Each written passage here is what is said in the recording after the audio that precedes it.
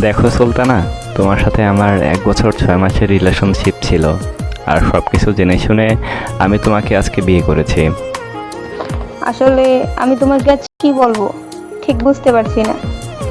আমি মনে করতাম আমার জীবনটা হয়তো এখানেই থমকে গিয়েছে, আর কখনোই মনে হয় নিজের মতো করে বাঁচতে পারবো না। তোমার অতীত কেমন ছিল সেটা আমি কখনো জানতেও চাইনি, আর ভবিষ্যতে আমি কখনো জানতেও চাইবো না।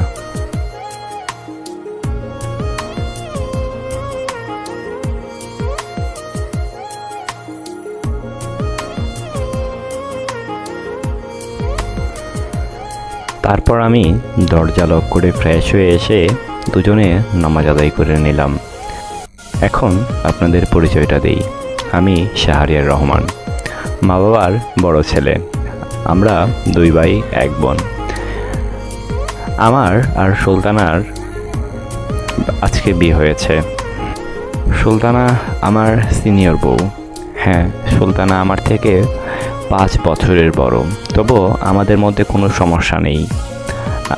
আমরা 1.5 বছর রিলেশন করার পরে আজকে বিয়ে করেছি। ভাবতেই ভালো লাগছে, প্রিয় মানুষটাকে নিজের করে পেয়েছি। নামাজ আদায় করে বিছানায় শুয়ে শুয়ে ল্যাপটপে কাজ করছি, আর খেয়াল করলাম সে আমার পাশে বসে বলতে লাগলো, রাত কয়টা বাজে ঘড়ির দিকে তাকিয়ে দেখছো? এখন পর্যন্ত জেগে আছো? সকালে অফিস আছে, সেদিকে খেয়াল আছে তোমার? কাল অফিসে যাব না, টেনশন নেওয়ার কোনো কিছু নাই।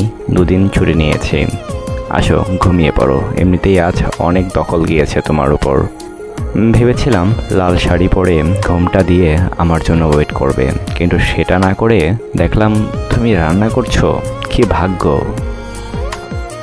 বইয়ের হাতের মার খাওয়ার ইচ্ছা আছে নাকি? তা আপনি আমাকে এই পর্যন্ত কয়টা শাড়ি আর কসমেটিক জিনিসপত্র দিয়েছেন শুনি? আচ্ছা থাক, আমরা এইসব বিষয় নিয়ে কথা বলা বাদ দেই। কথা বললেই খরচ বাড়বে, তার থেকে ভালো চুপ করে আদর করি।